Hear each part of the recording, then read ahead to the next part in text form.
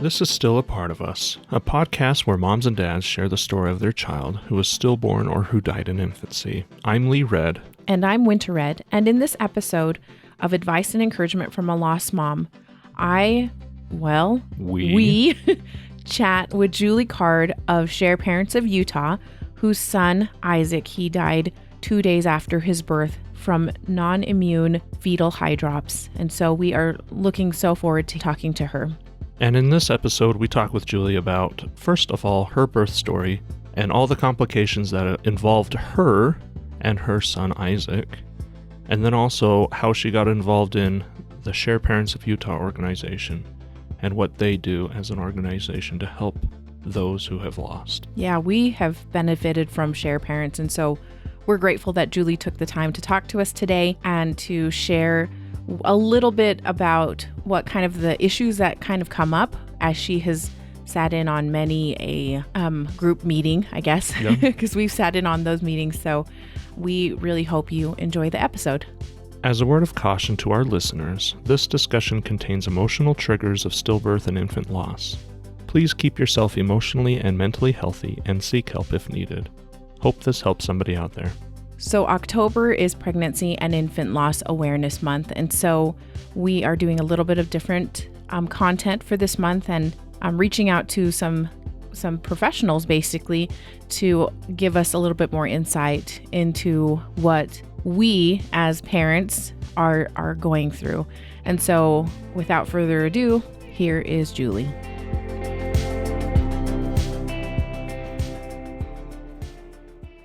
Hey everyone, we are so grateful to be meeting with you again today on the podcast, and we are super stoked to have somebody come on that we've interacted with in the past and are very excited to hear her insights. I'm excited to introduce Julie Card, and just a little bit about her. July 2003, so it's been a number of years, she had a high-risk pregnancy and she was life-flighted to LDS Hospital where she had an emergency C-section, and she gave birth to her second child, Isaac. He was born with the non-immune fetal hydrops, and we'll get into that a little bit more from Julie. But this prognosis was grim, and they decided to medevac him to Primary Children's Hospital, which is a local hospital here in Utah, a pediatric hospital, where he lived for 2 days. And her husband at the time and she had made the decision to take him off life support. And at the hospital that she was staying at, while her son was at Primary Children's, she was staying at a different hospital. She was given an information package, which included this information regarding Share Parents of Utah and their support group. Now, we're going to get into a little bit about what Share Parents is, because that is a national organization. But she started attending meetings 3 weeks after her son died, and she kind of mentions that she doesn't know anybody besides her grandma who had lost a child. And so those monthly meetings was just a chance for her, an opportunity to gather with other moms and those dads that they really understood what she had been through and was going through at the time. And as time went on, she ended up getting pregnant with her rainbow baby, Grace.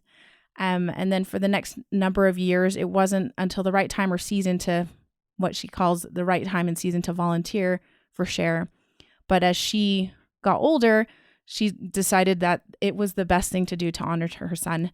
And I thought that was really, really cool. We actually ran into Julie at one of these support meetings that we attended after our son, Brandon, passed away. So we are so excited that she helps moderate these support groups that meet on a regular basis. She also does help with hospital support when there are moms and dads that are going to be losing a baby.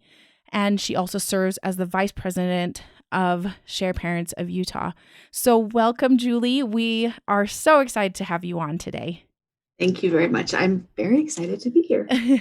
I know. I was so pleased that you responded back to our response, because we think it has been, I don't know what Lee thinks, but I feel like those support meetings were so helpful for us and are still helpful whenever we go. We're like, we need a tune-up. We need to go in and feel like we're not so alone, and that seems to help quite a bit. Yeah, it's sort of like in your situation where you only knew of your grandmother who had a child pass away until we've started meeting other people after our son Brandon had passed away. I couldn't say that I knew anybody who had a child pass away. So it was nice to have people in the same boat as us. Absolutely. Even if you feel like your boat is sinking, at least you are all trying to bail out your water together. Yes. That's a really unfortunate way to put it, but yes. So Julie, can we follow up on a little bit of your story yourself? So Isaac had this high drops, this non-immune fetal high drops. Can you tell us what that is, just so that we get a little bit of an idea of what that was like? Because did you know that he had that going into it? No, I had just started my third trimester, and my first pregnancy was also high risk, and I was in bed for about 5 or 6 months, and I had surgery. So I just had a thought that my body doesn't do pregnancy well. So with Isaac, I was also in the hospital because I had a blood clot from a PICC line. So I just kind of was used to the idea that I felt miserable every day of being pregnant. But when I entered my third trimester, I started feeling really miserable and called the doctor's office. And they were like, you're in your third trimester. Women grow a lot. You're just fine.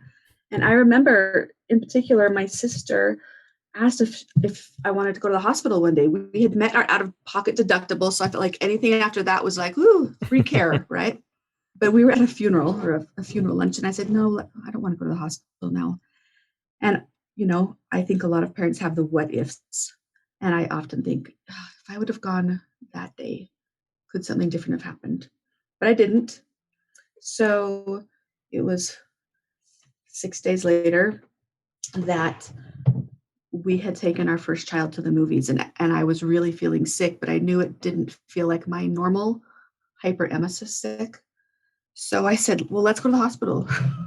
We've met our out-of-pocket deductible. So we actually went to the hospital in our county, and they hooked me up to all the monitors and, just tried to make a nervous mom feel good. And they came in and I said, everything looks fine. You can get your clothes on and go home. Okay, that's great. So I literally was in the process of putting my pants on when they had a shift change. And the new nurse came in and she said, during the shift change, we also had a doctor shift change, and they looked at the fetal heart monitors, and you need to fly up to LDS hospital. Oh. And I thought she just meant like drive fast. And she said the helicopter's on the way. Oh, really? So I just went into absolute shock. So my husband and daughter at the time jumped in the car and just sped, because we live in Utah County. And I just sat there all by myself. That was really, really miserable because nobody told me what was going on. I just knew a helicopter was coming to get me, and they started, strapping me on a gurney. And I remember feeling so shaky, and the adrenaline rush was so high that I thought, if I kind of give into this, I don't think I'm going to be able to compose myself to really think clearly. So I remember being in the helicopter, and it was right about sunset, and it was this gorgeous sunset over Great Salt Lake. And I just remember thinking, okay, I'm far enough along, everything should be fine. And then the nurse took out a pair of scissors and cut my shirt open. And I thought, I don't think they cut shirts open if everything seems to be fine. So no, I don't know. Call me crazy. Well, yeah, I hope you're going to repair that shirt afterwards. Yeah, I was like, oh, this is not a good sign. So anyhow, I just remember looking out that helicopter window, and the sunset was so beautiful. And I thought, okay, like I've got a choice here. I have got to either give in to fear, or I've got to just figure out how to have some faith in this, regardless of what happens, because I certainly had never prepared for that, right?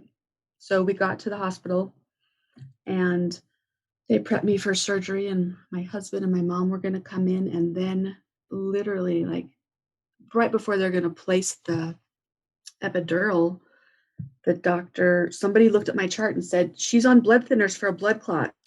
You can't do surgery like this. She has to be completely under, or there's a possibility that she could be paralyzed. And I just thought, my day is getting worse and worse. Yeah. Oh. Right.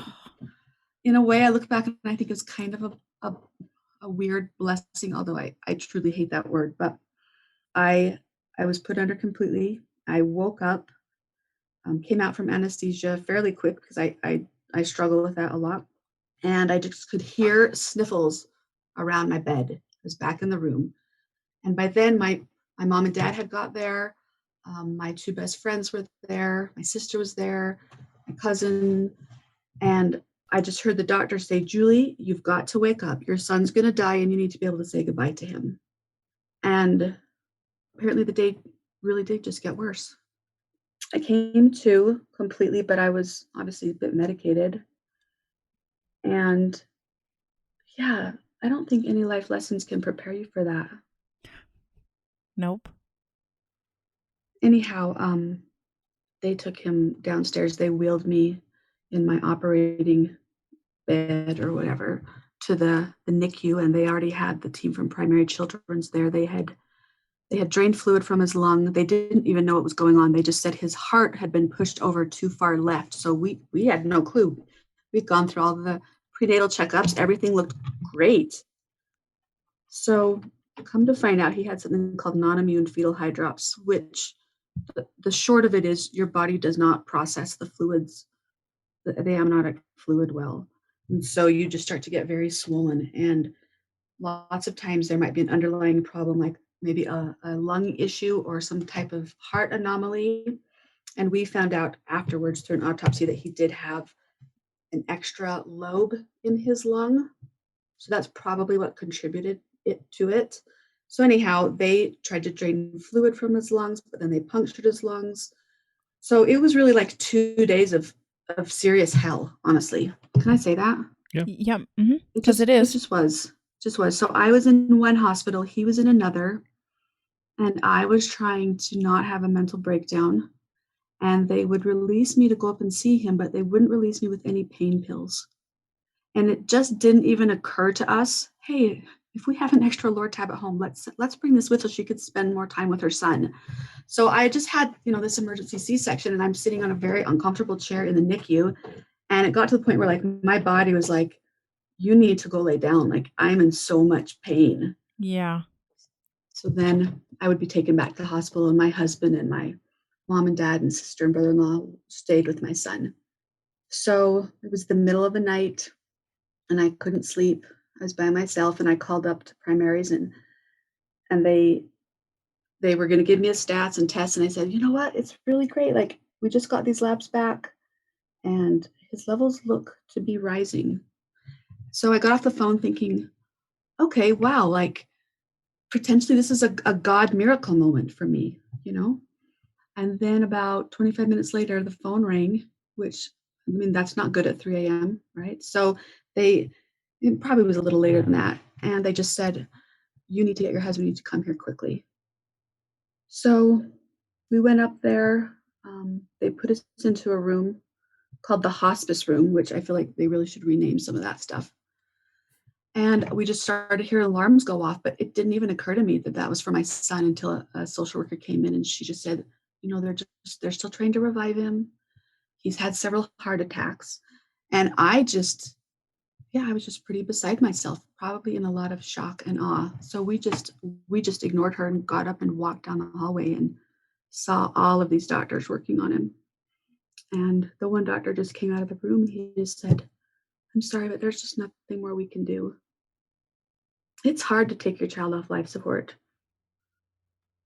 I've talked with a lot of moms since then who've had to make the same choice, and you've always got in the back of your head, what if we had just waited a little longer? We hear all of these miracle stories about kids in NICUs, and they're there for a long time, and then they come home, and I've tried to tell moms, you can't go down that rabbit hole because there's no end. Anyhow, we were able to spend about half an hour, 45 minutes with him before they turned off the machines, and he died just immediately. So we spent a little time with him, and then I had no pain pills. I was in a lot of pain. I said, I've got to go back to the hospital. And that was the last time I saw him. Wow, that is, I can't, it just makes me so sad, Julie. I just want to point out one thing to make this, I just feel like it feels so not like the LDS hospital where Julie was at and Primary Children's. I mean, it's down the street from It's about a 15-minute drive. But it's a 15-minute drive by the time you get up there. So it's not terribly close. It's not like down the hallway type of a thing. So I just can't imagine having to do that that arrangement. I'm so sorry about Isaac, guys. Thanks. You also talk about how you started going to share after Isaac had passed away. And it was because of some paperwork that they gave you in the hospital. Is that right? Yep. They gave me a bereavement folder and sent me on my way. And there was a little pamphlet in there from Share Parents of Utah. And we were lucky enough that my parents lived really close to the hospital where that support meeting was being held. And I just fairly immediately, I just wanted to talk about what had happened. I felt like I was going through some PTSD issues, and everybody's life kind of returns to normal. And certainly mine was not returning to normal. And I needed to be able to relate with somebody, because even if your family members have gone through a loss with you and they've lost their grandchild or their nephew, it is just a different feeling. I'm not going to say that they're not feeling pain and loss. Absolutely they are. But there are some different levels of grief. And I think parent grief is kind of in a class of its own sometimes. So I went to that first meeting. I had no clue. I am not a public crier. At least I used to not be. Trying to embrace it. But I think I sobbed for 2 straight hours, hearing other people's stories. And then one of the moderators, I'll always remember, she had 2 losses, and she used the phrase, "My child died." And that just sounded so harsh to me. No, you should say pass away. It's just more genteel. And it's funny how your perspective of things just changes over the years, because I can use the word die now and not lose it. But particularly in that first long while, I just couldn't even bring myself to say that word. It just sounded mean or harsh, or I don't even know what. Yeah, so I agree. It kind of grates a little bit. You're like, I don't want to say that. I don't want. Yeah, it doesn't soften it, and you're like, but my son did die. Yeah, he really did. He died. So I remember just leaving, and even though I had been crying for the whole meeting, I just felt like here is a tribe for me right now. These people get it. Their life is a living nightmare just like mine, that they still have to go back and function potentially as moms and dads and go to work and these are the only people who truly understand what it's like to wake up and not want to get out of your bed. Even though my family was very supportive, and they really were, they did whatever they could. We played so many board games for the first 6 months because it just got my mind off things, right? I could never look at Settlers of Catan again the same way, because we literally played several times a week for hours at a time, just so I wouldn't cry. Yeah. Well, just to let you know, Winter's a big cheater at Settlers of Catan. Okay. So I'm not playing with you. If you play with us, Winter will be cheating. Okay. That's what happens. Okay. It was just so nice to not feel crazy.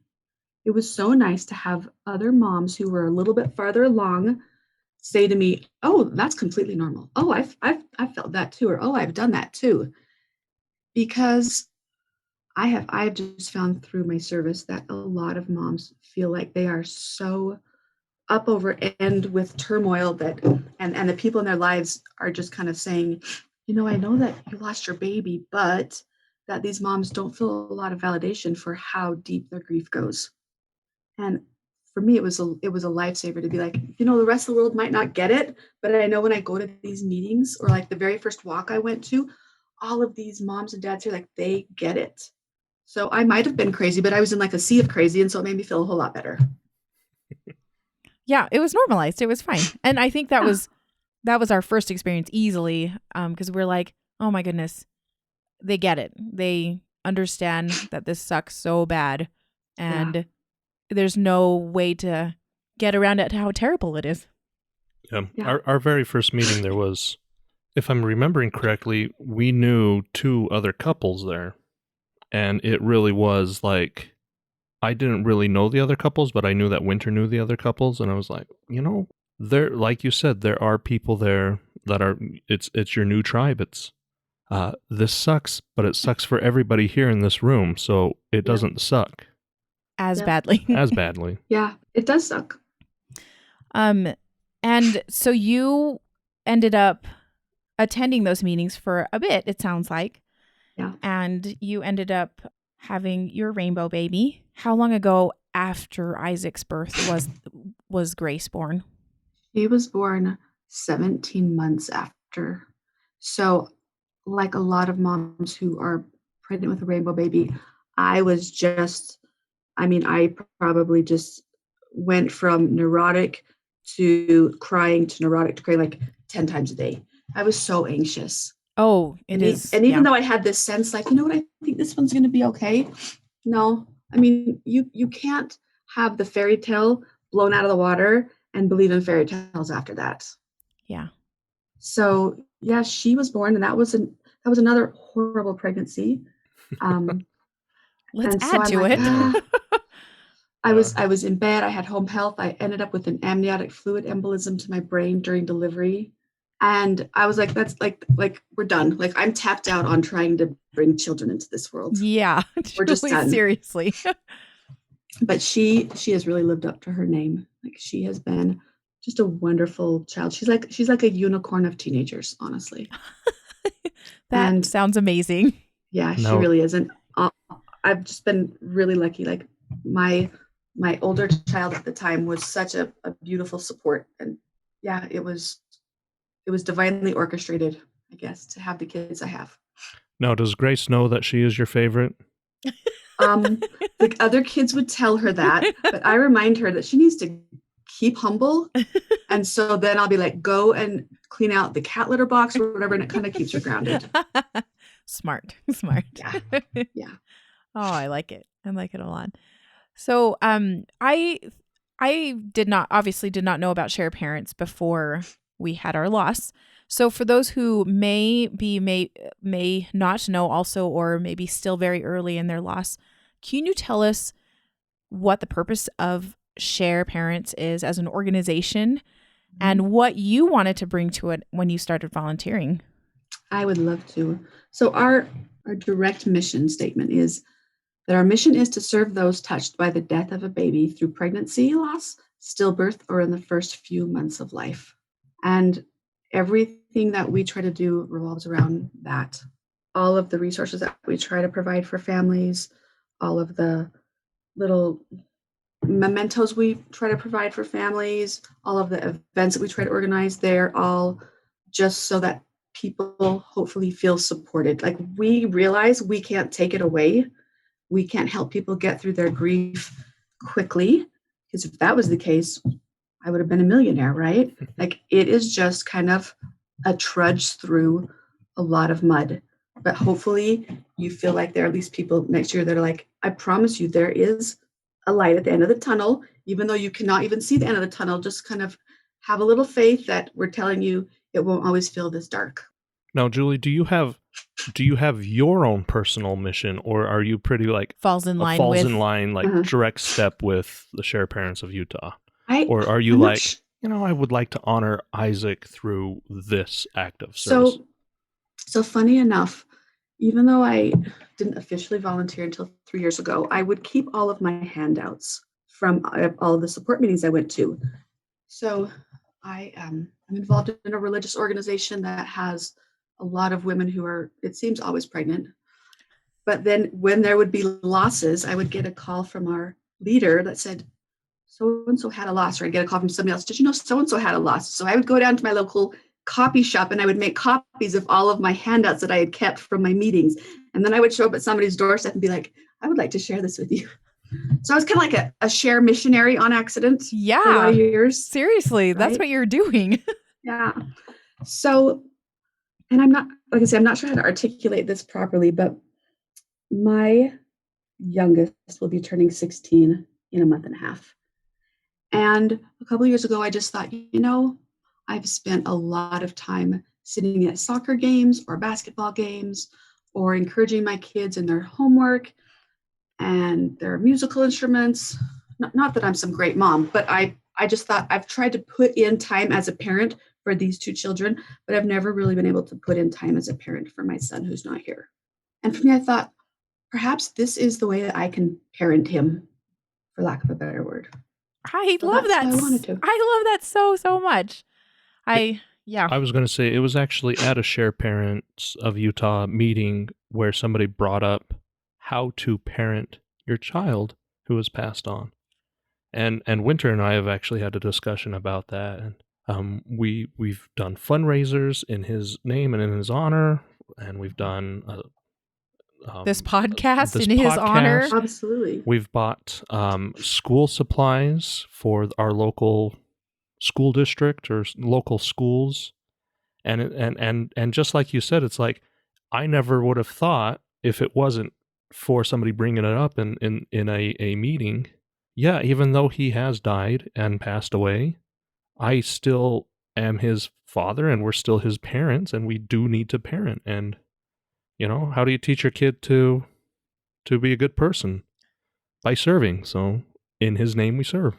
So I'm glad that you have that personal mission for yourself. Yeah, that is it just makes me so happy, because I was like, oh yeah, that's why we're doing this podcast. It's for him. So Yep. That is wonderful.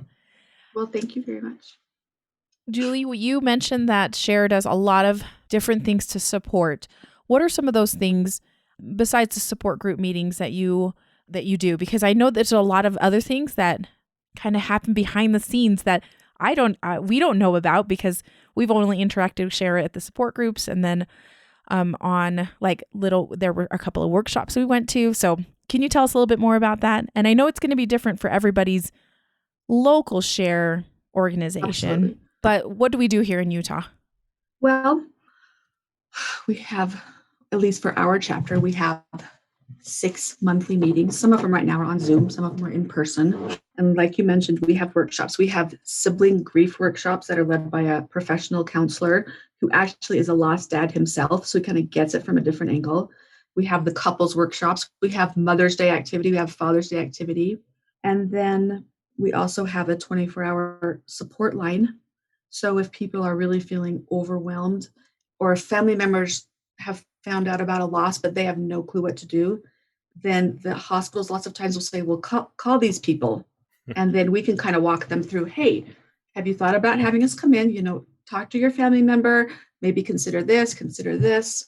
One of our other, main components of what we do in outreach is that we go to the hospital after babies have died.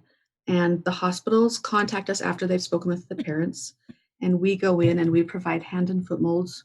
And lots of times we also provide photography and then other mementos that the family can take home. I never had 99% of that.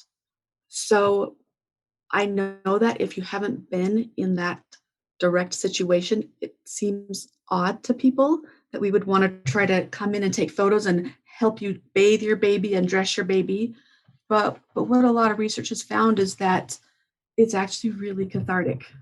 A lot of people really do better when they have these rituals versus like me saying, I'm done and I never saw him again. Like, that's really one of my biggest regrets. So we try to talk to the parents about this. In our experience, this is what has really been helpful for other moms and dads right after their baby has died. Sit and hold your baby, sit and sing nursery rhymes and read your baby a story. Like, do things that you have been anticipating that now you can't do because this little chunk of time, the next 12 or 24 hours, like, this is your only window of opportunity.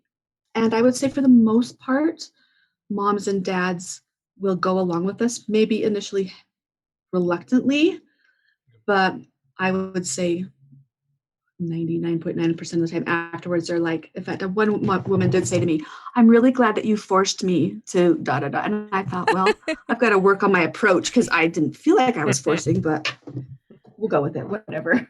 Yeah. Well, after such a we talked about it, that after losing a child, it is traumatic. It's that's a traumatic experience, and you're not in your right mind. Because like there were certain things that, thank goodness, somebody's like, we have a onesie for your son. We'll put him in it. And I was like, we didn't bring a onesie. Like we didn't bring a wrap. We didn't. Thank goodness for somebody else thinking of those things for us. And because you just are not. You're not in your right mind. I was not in my right mind to do that. So I'm glad that there was somebody to say, we're going to take some pictures. Okay. This will be good. We're going to do hand and foot molds. We'll do his little footprint. We were so grateful. I was so grateful for that because I was so sad. We were so sad and did not know what to do. We had no idea what to do. Yep. Yeah. Who does? Yeah. Right? Those who have experienced it. Those who have gone before. They know. And I'll tell you, we keep a running list of, okay, what are some other mementos we could provide to families? So just in the last year, I think we've started buying children's books that have to do with grief and death.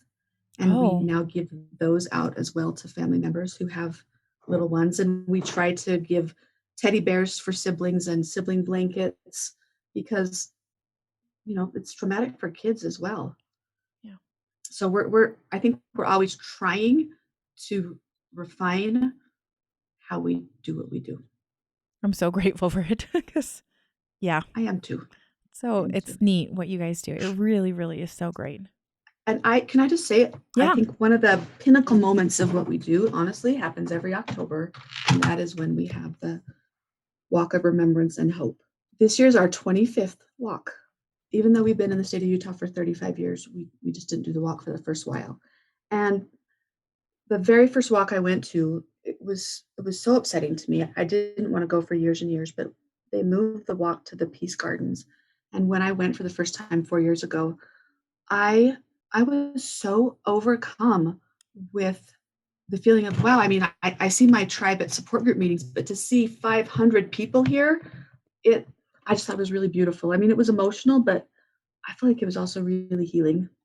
Now, we're in the middle of the COVID-19 pandemic, and this Walk of Remembrance is happening. It's going to be happening, October 10th, we're going to have a virtual walk and a real walk. And we have I'm not going to say me, I've been the benefactor of several people working really hard behind the scenes to make sure that it is a safe enough situation where people feel comfortable coming. Yeah. So it's going to be different than usual just because of how we have to space things and just making sure, like, if people want a treat, how can we give people a treat or a refreshment, right? Yeah. But we're trying to put in a lot of care to the details so that people will feel safe coming and bringing their parents with. Because for a lot of people, they really do look at this as a highlight of their year because it's when they can bring their whole family together and come and hear their baby's name and walk with their family and just spend a couple of hours just thinking about their little one who's died. Check your local chapter because they will probably have a walk probably around that same time. Don't they usually have it around that same time? Yeah. And then we can put a link in the show notes for our local one. Is there a cutoff date by any chance, Julie? What do you mean by a cutoff date? A cutoff date to register. Sorry. We are going to allow, part of the thing we're working on, we are going to really push online registration, especially for those who are going to do a virtual walk. And the cutoff date for online registration is 2 weeks before the 10th. However, people have stuff come up. We're going to also allow people to register their babies' names at the walk, but we're really pushing for as much no contact as possible because we decided that we're going to do a banner with all the babies' names on them. And then every year from now on, we're going to try to line the pathway with different years and babies' names. Oh, I like that. Okay. Well, Julie, we're excited because I think we're going to try and plan on attending the Walk of Remembrance this year. So when this episode comes out, hopefully you will have time to look up where your Walk of Remembrance is happening, if it's going to be virtual or in person, and participate in that and be with other moms and dads that have lost and just feel supported and just get to remember your baby. So thank you for sharing that. Absolutely. I think that will be so neat. So Julie, you've said you've been with Share Parents of Utah for 3 years. What type of training have they given you in proctoring a group meeting or facilitating a group meeting? Do they give you like grief support, counseling, training? What does the organization do to help you help others? Well, I think one of the most important things that they do is from a national level, they are always sending out support materials about how you can help your chapter, how you can help yourself, because volunteers see a lot, hear a lot. It can be pretty emotionally taxing. Our chapter in particular has the advantage of a counselor who has done trainings on coping skills. For example, for everybody who does hospital calls, hey, we're going to have a training this week. Come and hear how you can deal with what you're seeing in the hospital so that you can still be effective and kind of process or reprocess through your own grief experience and still keep volunteering.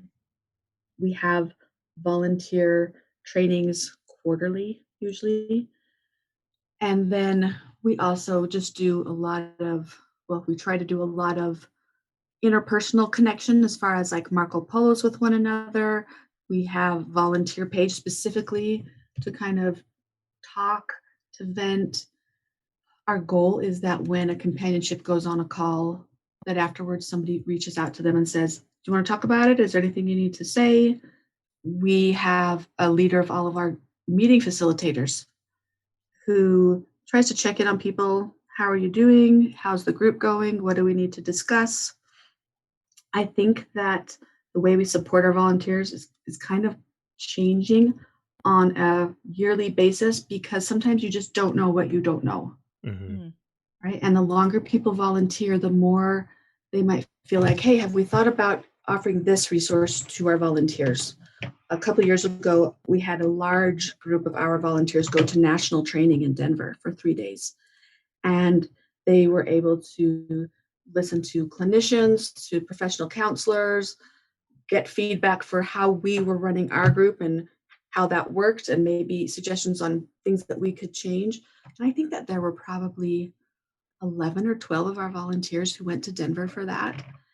And there are also opportunities just locally through some of the different mortuaries where they have guest speakers talk about different grief and bereavement protocols that our volunteers are always encouraged. Hey, jump on this Zoom call, go attend this, like anything you can do to kind of expand your repertoire so that you won't be put in a situation where you feel absolutely uninformed.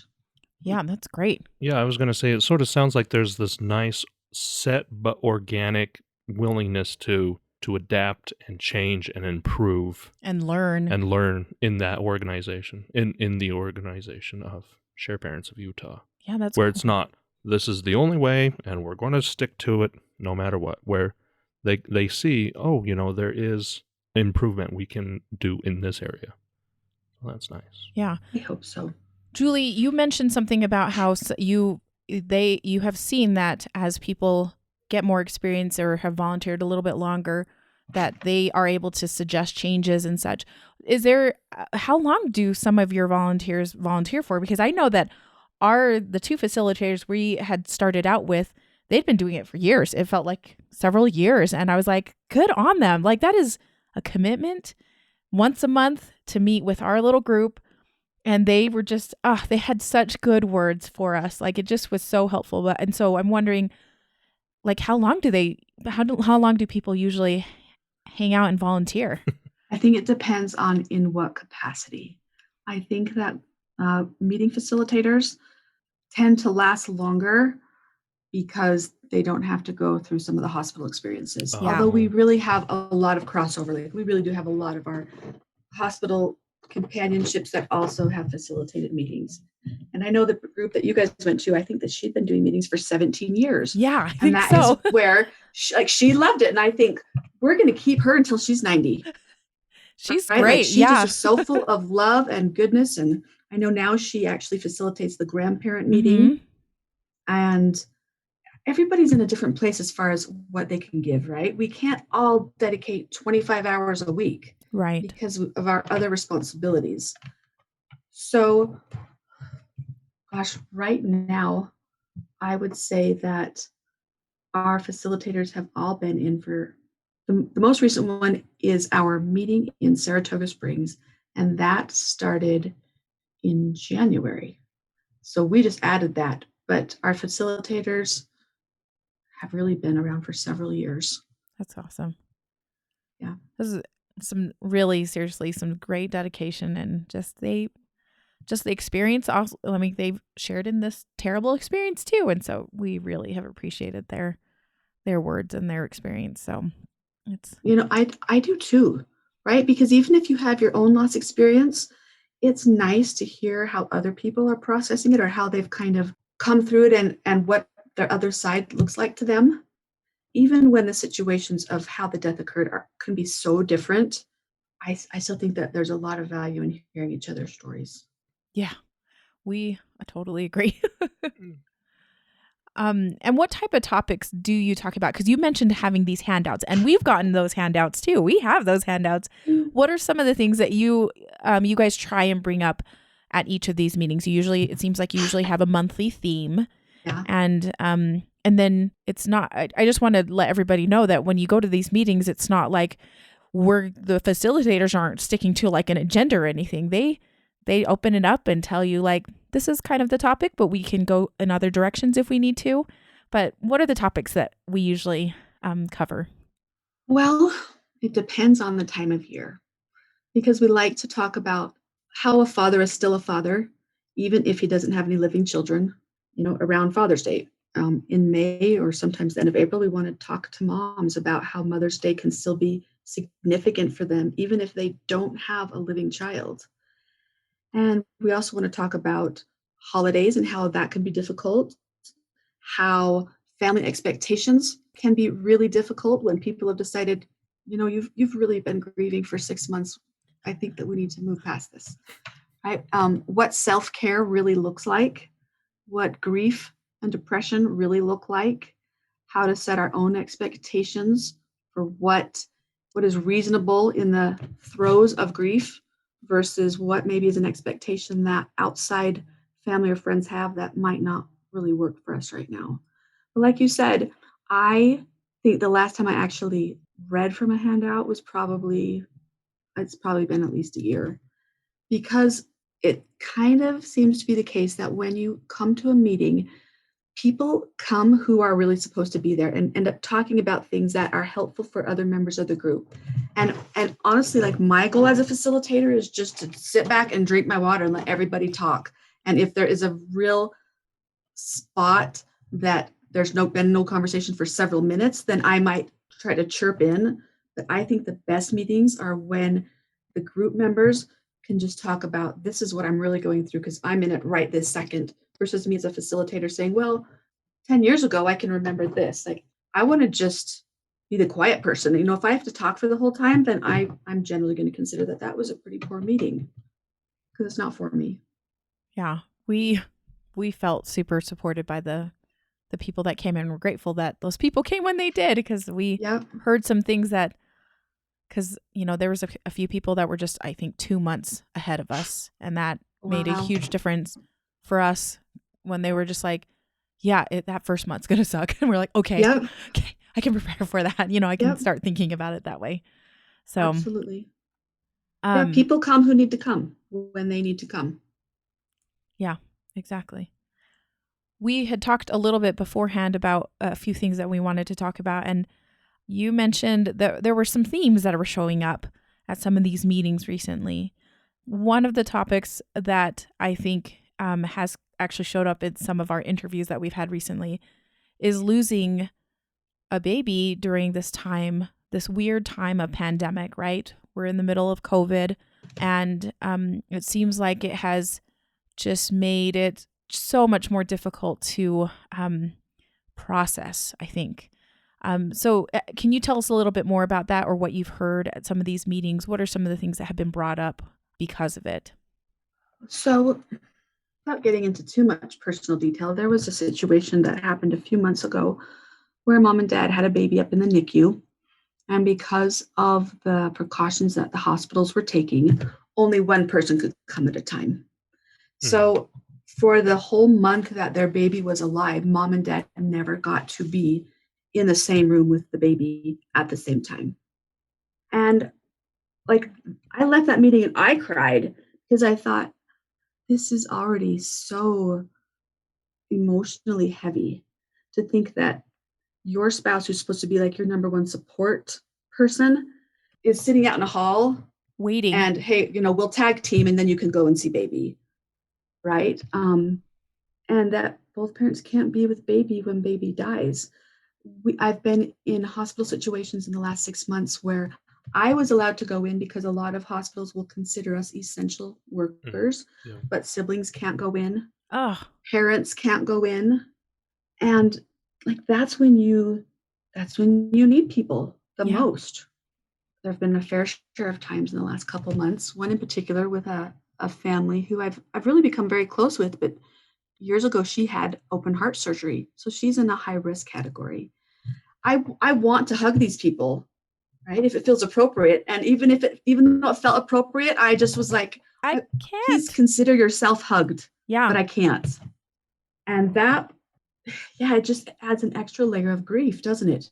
And it really complicates things. I went to their son's funeral and I thought, okay, how are we going to do funerals right now? Because for so many people, the ritual of a funeral is so important. Yeah. And a lot of family and friends came and stood on the sidewalk while grandma and grandpa made some comments. And nobody was allowed to approach because, like I say, mom had this underlying health condition and they're still fearful of her and what could happen if she got sick. And so none of these people could go and hug this suffering couple. Now, I was really lucky because I was also bringing their hand and foot molds. But I'll tell you, it was a very awkward situation for me after the service was over. Everybody's lined up on a sidewalk, dressed in black, and it's 100 degrees outside, and everybody just kind of stands there because you can't go up and talk to mom and dad. You can kind of wave or I'll text you. And I just go marching up to the front doors, and I thought, well, I'm not sure how to deal with this situation. But they were so sweet. Like, they came in, I had my mask on. They really greeted me with hugs. And I thought, this is what it's supposed to be about, right? You're supposed to be able to love on people during this horrible experience. And I don't know, I think in some way we're gonna see some ripple effects over the next year or so when all of these moms and dads are really trying to process the trauma around the death of their child, and they think, God, we couldn't even have a service, we couldn't see our family, we couldn't do this, we couldn't do that. I don't have any good answers. This is just really, really hard. Yeah. It's just so awful. I work at a hospital as well, and just yeah, everybody just needs to be cautious, but it just makes it so awful for Yeah, those who have lost. I mean, and it's just across the board too, right? Cuz people are losing absolutely. parents and siblings and stuff for whatever reason, and only one person, maybe two people get to be there, Yeah. as restrictions are, more restricted or let up a little bit. Um Yep. have you seen anything? Have you seen anything in the way of, as you've interacted with some of these families, has anybody done anything where you're like, gosh, that was kind of a way that they got around it and were still able to show forth love? Well, I loved, honestly, even as non-traditional as the sidewalk funeral was, I loved it because we all got a text that said, please show up at this time and please be on the sidewalk.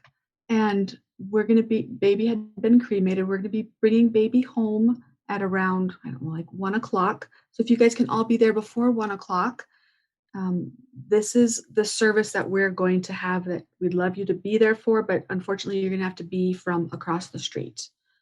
And there were a lot of people there. Like, there was a huge show of love for this family. And I thought that was a real creative way because a lot of families, I think, have just said, well, we're just going to have a simple graveside with, 2 or 3 people, 4 or 5 people. There's always creative workarounds, right? But sometimes it's very hard under normal circumstances to think outside the box. And so particularly in this situation, as far as what's going on, it's hard to come up with how can we honor our little loved one, but how can we also try to be cautious. That's actually a really smart idea. I like that because they just showed up, right? I mean, they Yeah. couldn't physically touch but they showed up. They As showed as up. as close as they could get there, they showed up. And I think Yes. that's really the key, right? Is Yep. you have to show up somehow if you're trying to support a lost mom or lost dad, especially in this time. Absolutely. Yeah. Now, Absolutely. in our own situation, some of the most memorable things were letters and cards that were sent in the mail to us.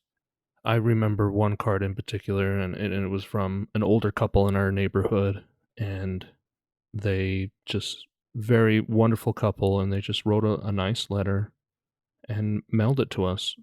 And it was one of those, like, they could have done it in person, and I probably would have forgotten about it because it's such a daze. Those days afterwards are such a daze. But we've saved all the cards, and I can't look at the cards yet still, but I know that their card is in there, and I will read it eventually again. So Yeah.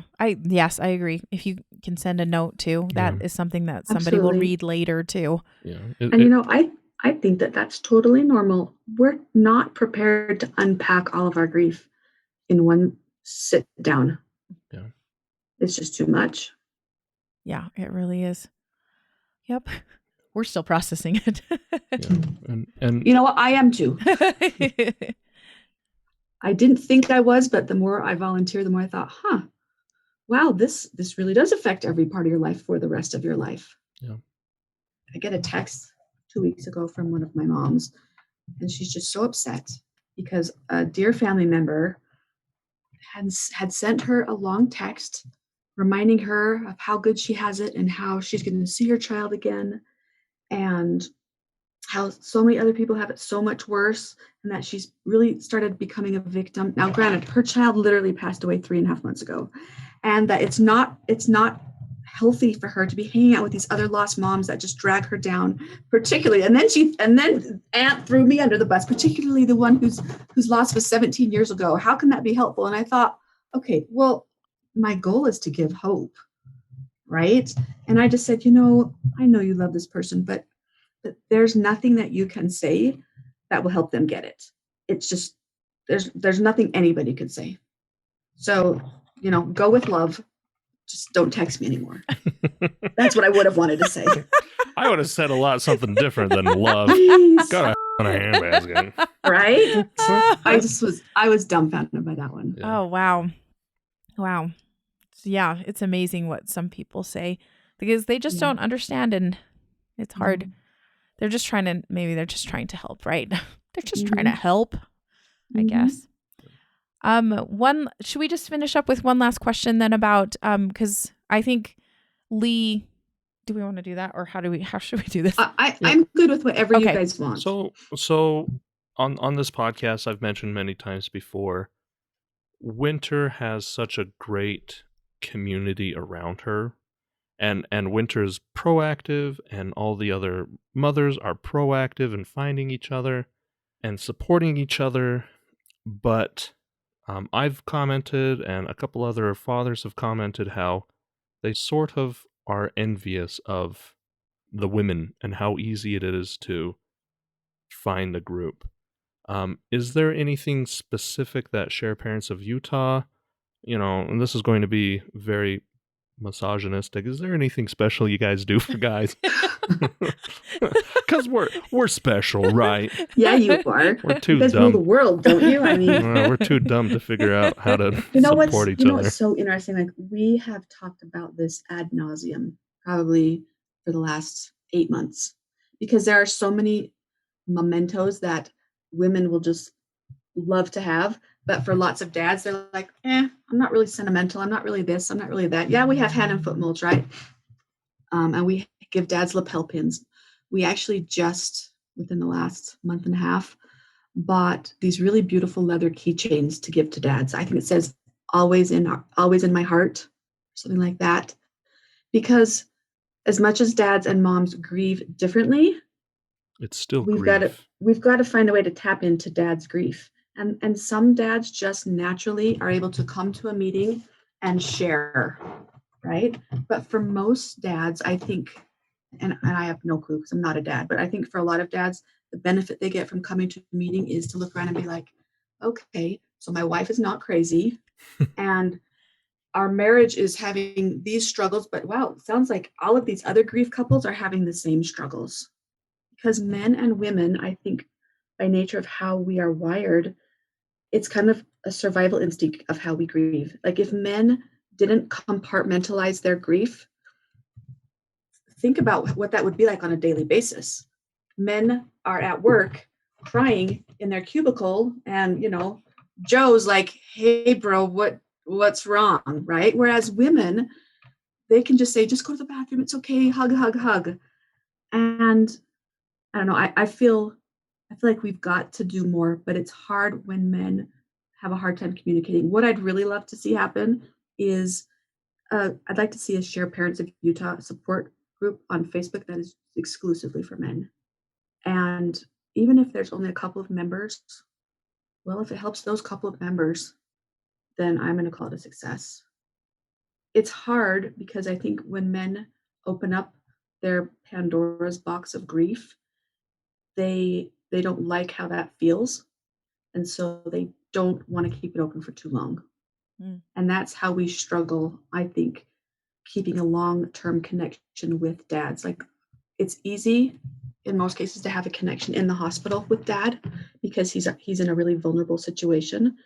But I just think in general, it doesn't feel comfortable for dad to open up and do the kind of physical mourning that moms just kind of gravitate towards, if that makes sense. So I am all for your suggestions. I don't have any. So I do want to point out one thing, that the dads are also welcome to come to the Share Parents meetings. Oh, absolutely. So the meeting that I facilitate, we have a dad who religiously has been coming now for at least 3-4 years. I love him because he gives a different take on things, but he's also been now around this group of women for long enough that we know that when he says something, even if it comes out a little gruff, like we know where his heart is. Our group would not be the same without this couple.